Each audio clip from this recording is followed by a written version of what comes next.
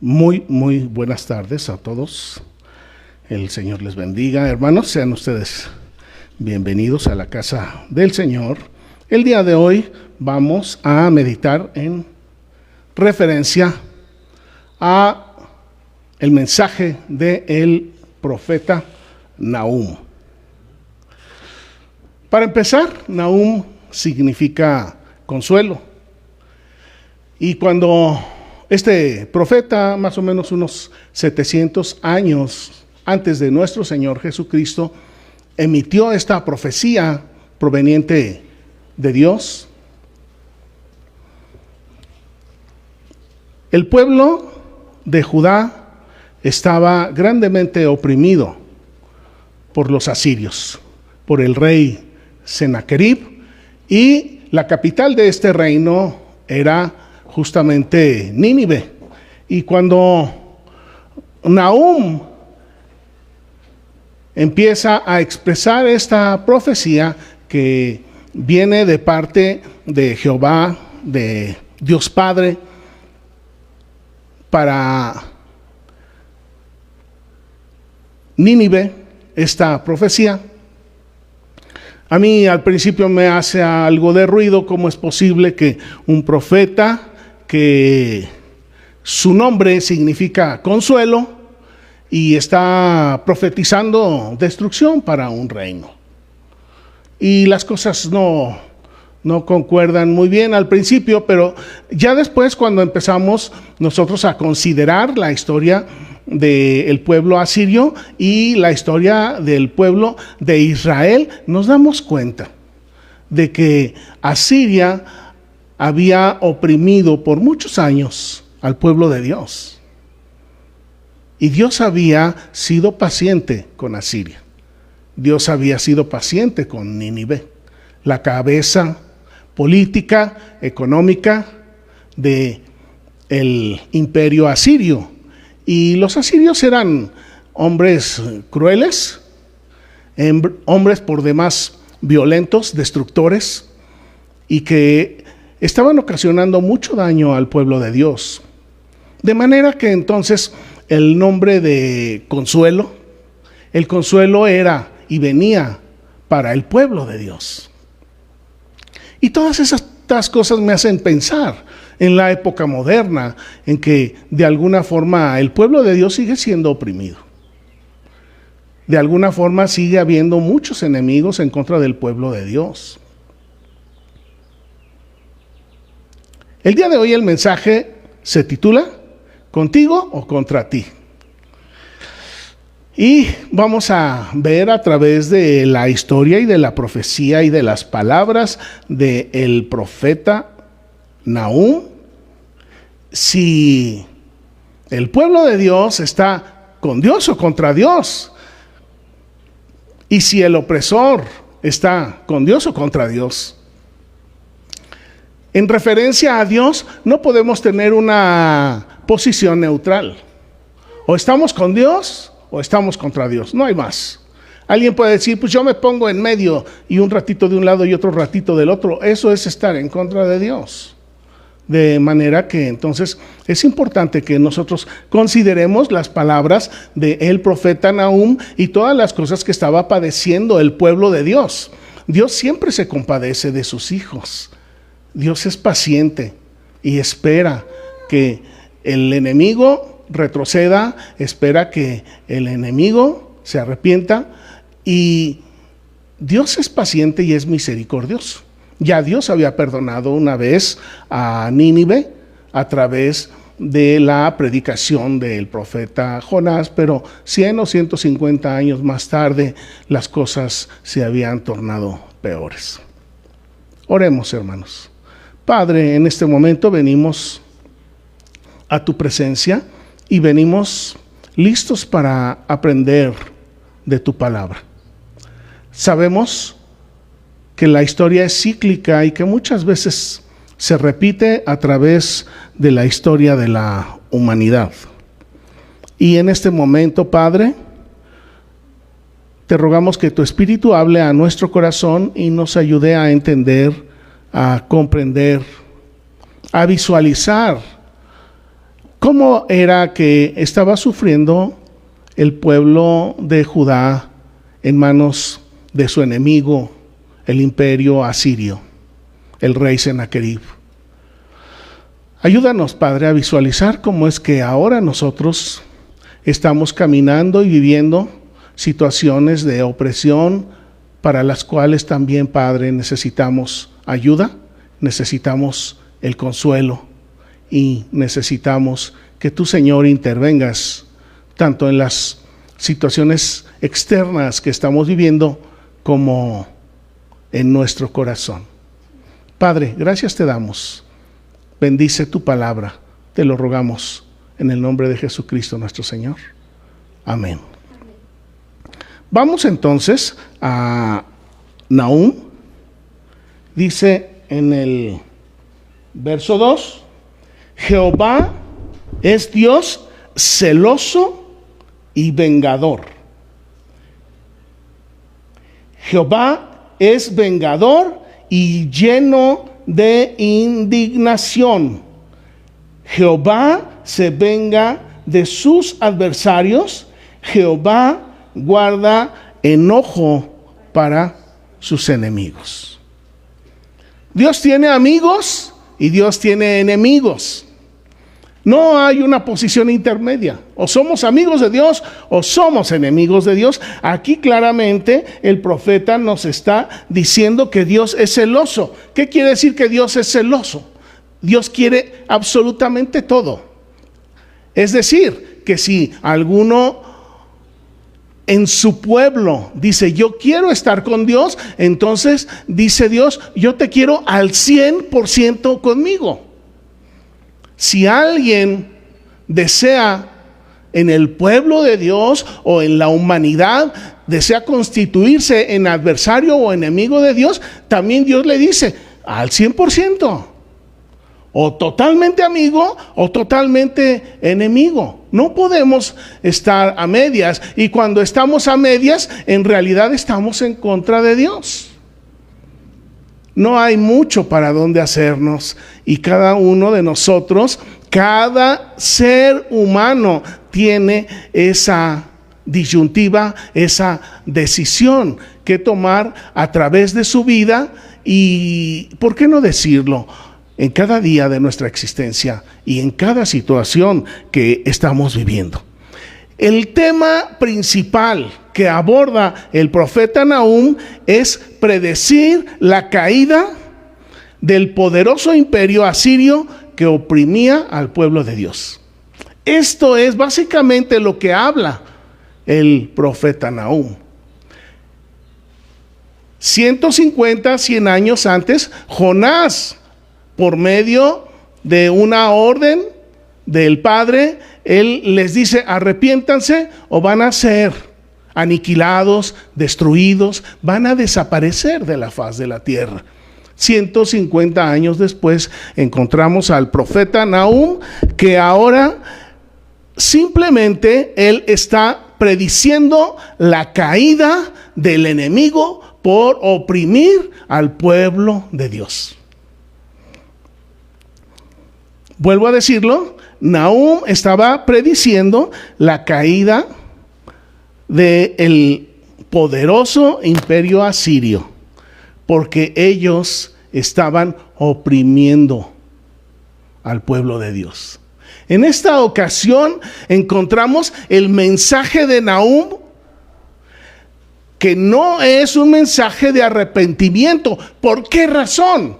Porque tiempo habían tenido 150 años para arrepentirse. Muchas personas tenemos 50, 70, 80, 90, hasta 100 años para arrepentirnos como personas. Y después de eso es que viene la justicia de Dios. De tal manera que Dios es un Dios paciente, extremadamente paciente. Pero Él jamás va a tener por inocente a quien ha sido culpable. Y en esta ocasión encontramos a Nahum prediciendo la destrucción del pueblo asirio.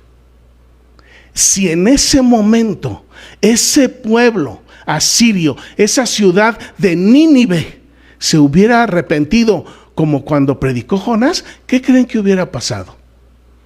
Dios se hubiera compadecido de ellos.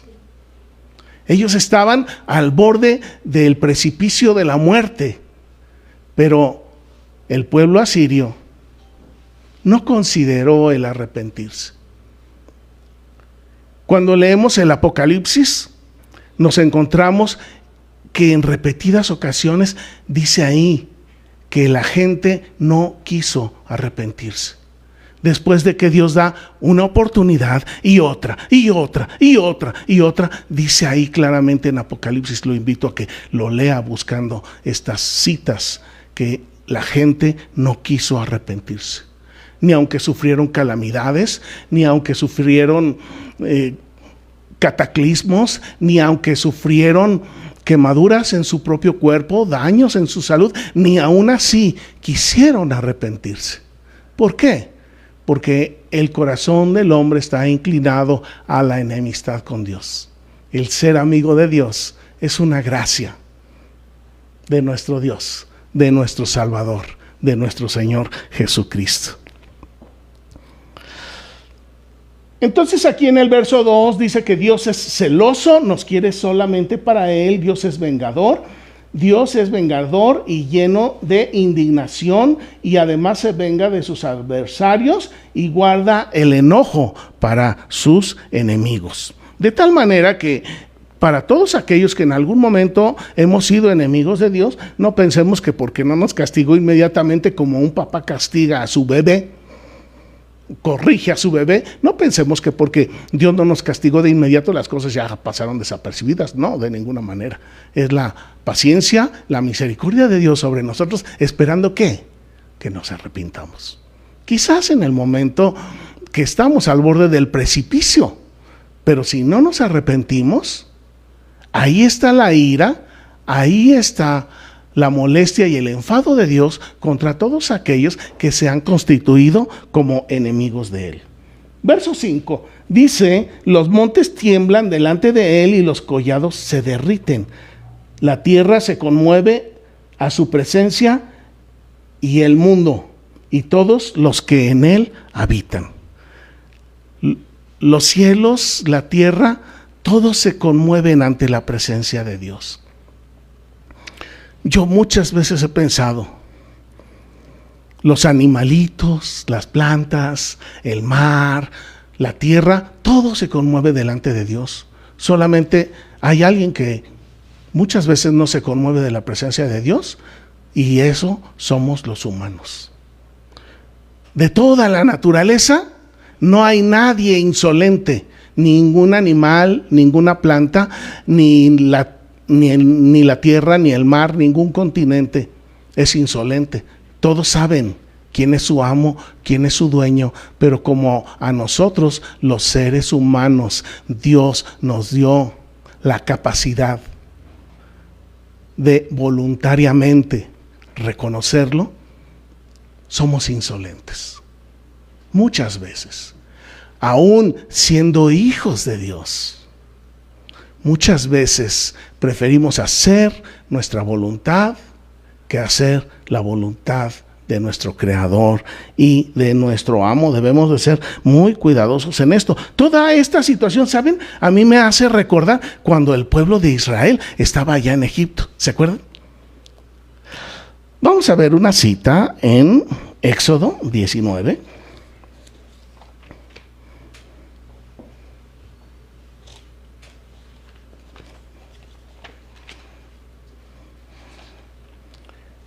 Éxodo 19, verso 18.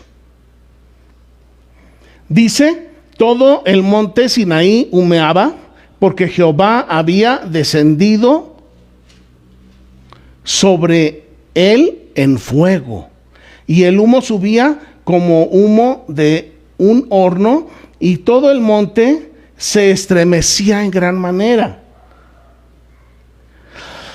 Y luego en el verso 21 dice: y Jehová dijo a Moisés: desciende, ordena al pueblo que no traspase los límites para ver a Jehová, porque caerá multitud de ellos. ¿Por qué? ¿Por qué iba a caer multitud del pueblo? Porque en su corazón había enemistad con Dios.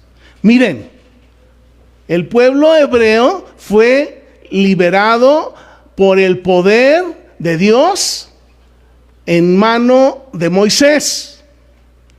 Era el pueblo de Dios, eran los hijos de Dios, era el pueblo que él había escogido. Y aún así, aquí estamos viendo en Éxodo 19 un claro, vivo ejemplo de que la tierra se conmueve ante la presencia de Dios. Y le dice Dios a Moisés, le dice: diles a los del pueblo que no traspasen este límite, porque muchos van a caer muertos, porque en su corazón hay enemistad con Dios. Esto es algo por demás duro, porque uno dice: pues ya estoy dentro de la familia de Dios, ya la hice. No es así. Cuando nosotros somos hijos de Dios, pero en nuestro corazón hay pensamientos hostiles en contra de Dios.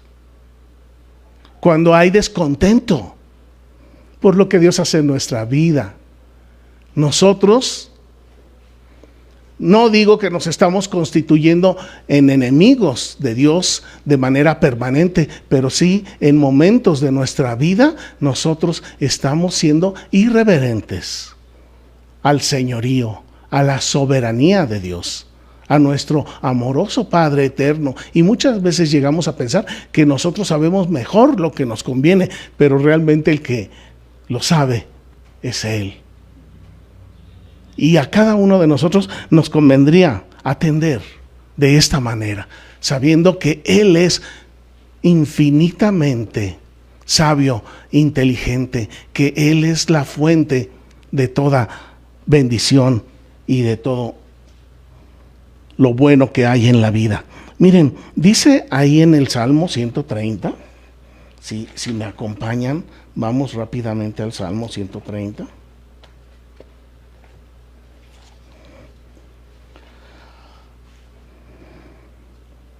Es el verso 3, dice así: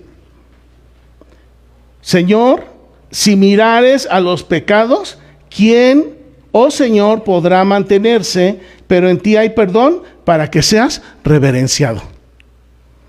Si Dios mira el pecado, entonces muchos del pueblo caerán.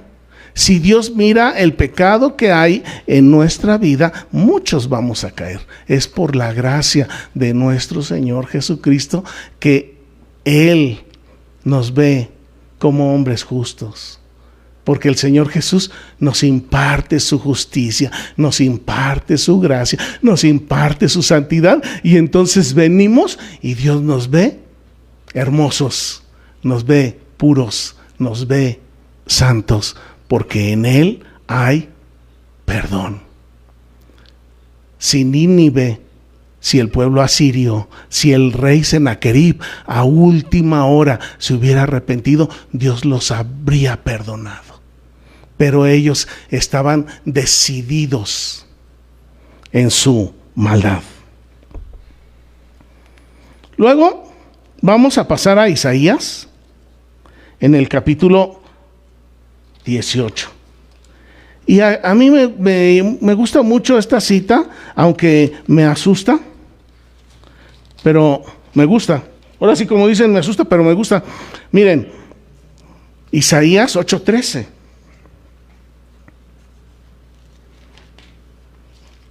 Isaías, capítulo 8, verso 13. Me asusta, pero me gusta. A ver qué piensan ustedes. Dice: al Señor de los ejércitos, a Él santifiquen, sea Él su temor y sea Él su miedo. Por eso es que a mí me asusta, porque yo he escuchado muchos predicadores que dicen que debemos de temer a Dios, pero no tenerle miedo. Pero siendo Dios el creador del universo, siendo Dios el creador de toda la naturaleza, sí, claro, es bueno respetar a Dios, pero también es necesario tenerle miedo, porque nosotros no podemos contra Él. No podemos decir, yo quiero ser enemigo. El pueblo de Egipto se constituyó enemigo de Dios, y Faraón y todos sus soldados, ¿en dónde terminaron? Ahogados en el mar. Pero sí hay que aclarar y hay que mirar algo, que Dios no aniquiló al pueblo de Egipto. ¿Se acuerdan? Todavía existe Egipto. ¿Y qué fue lo que pasó con Nínive? Nínive fue destruido, fue aniquilado. El rey Sennacherib fue muerto, y el reino poderoso de Asiria fue destruido en manos de los caldeos, de los babilonios. Es por demás importante que respetemos a Dios, sí. Pero Dios es digno de que le tengamos miedo. ¿Por qué es importante que estemos conscientes de el respeto y del miedo que le debemos de tener a Dios? Porque en la medida en que nosotros comprendamos que Él es majestuoso, que Él es infinito, que Él es soberano, que Él es eterno, en la medida en que nosotros entendamos eso, es en la medida en que nosotros dejaremos de practicar el pecado. Por eso dice aquí Isaías, santifica a Dios. Yo, ¿cómo voy a santificar a Dios si Él es santo, santo, santo? Yo lo voy a santificar santificándome a mí mismo. Y una vez que he sido santificado por medio de nuestro Señor Jesucristo, ahora sí, Señor, tú eres mi temor, y ahora sí, también tú eres mi miedo, pero ahora ya no soy tu enemigo, ahora soy tu amigo. ¿Y qué diferencia? Acabamos de ver al principio del culto, Nahum 1:7, Dios es bueno, y Él conoce a los que en Él confían. Así es que, ¿en qué posición te encuentras delante de Dios? ¿Con Dios o contra Dios?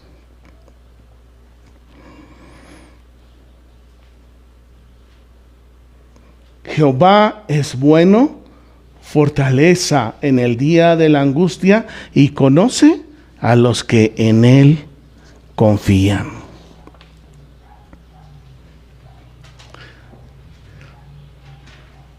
Egipto era un pueblo que vivía su vida económica, su vida nacional, al margen de Dios.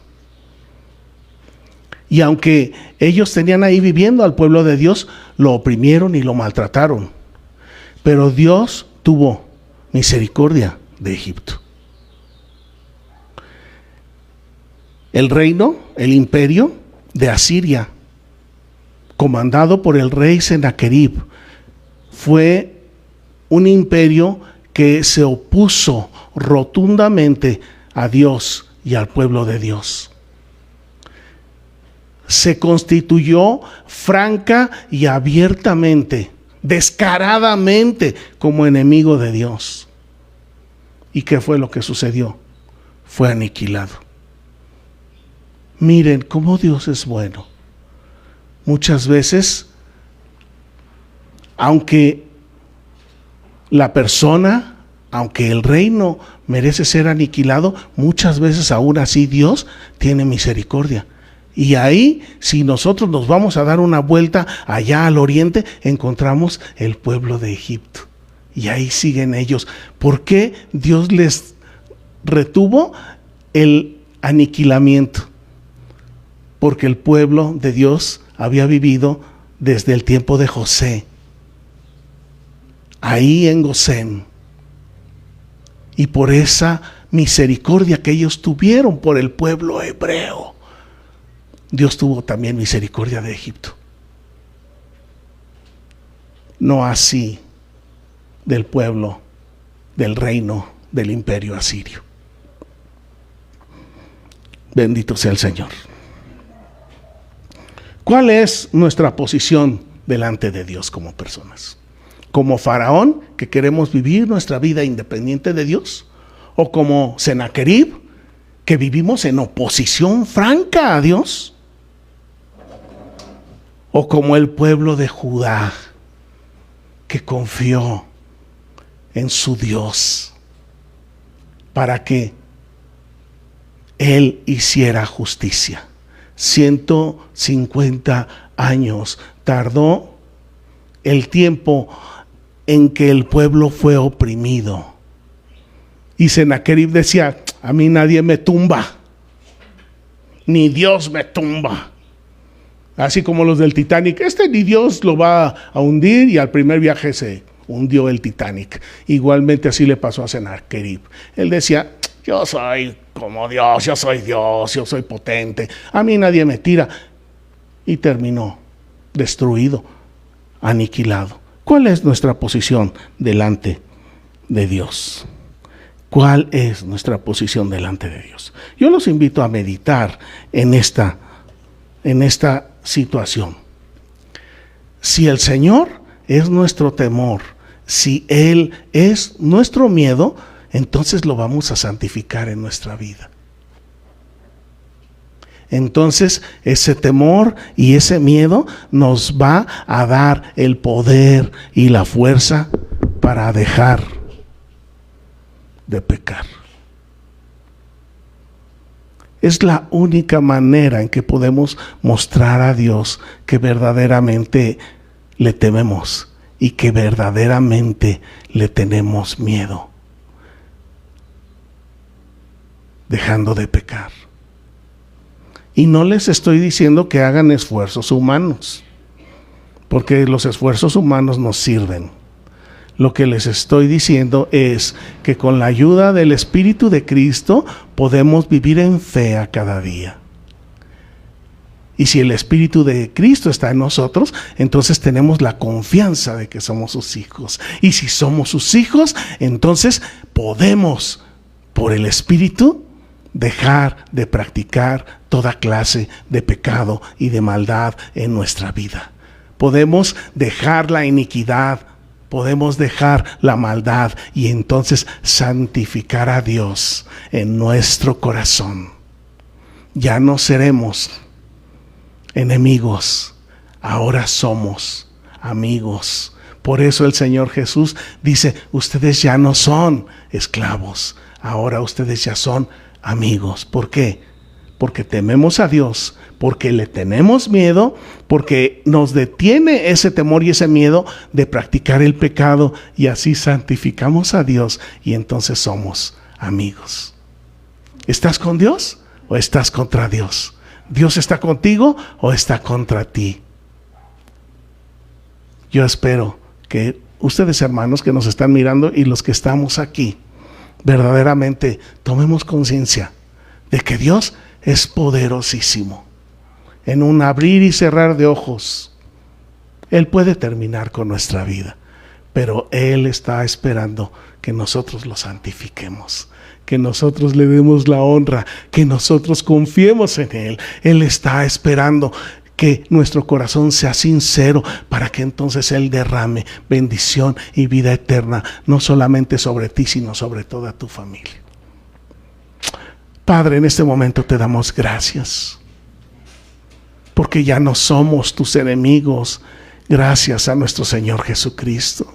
Pero ahora, Padre, te rogamos que hables a nuestro corazón para que nuestro temor a ti, nuestro miedo a ti, que realmente lo mereces, nos guíe para dejar toda clase de pecado, para dejar de practicar toda clase de maldad y de iniquidad, para santificarte en nuestra vida, para que tú, Señor, seas el primero en todo. Tú, Señor, tienes la supremacía.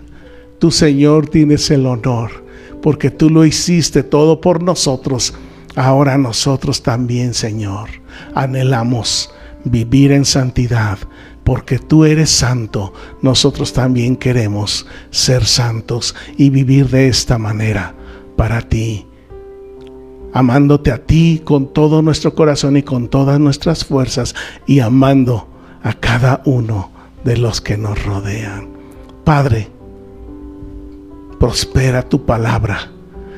Te ruego, Señor, que haya caído en terreno fértil, porque así, Señor, tú nos has amado y nos has hecho no solamente tus hijos, sino también tus amigos. A ti sea la honra por los siglos de los siglos, Jesús de Nazaret. Amén. El Señor les bendiga, mis hermanos.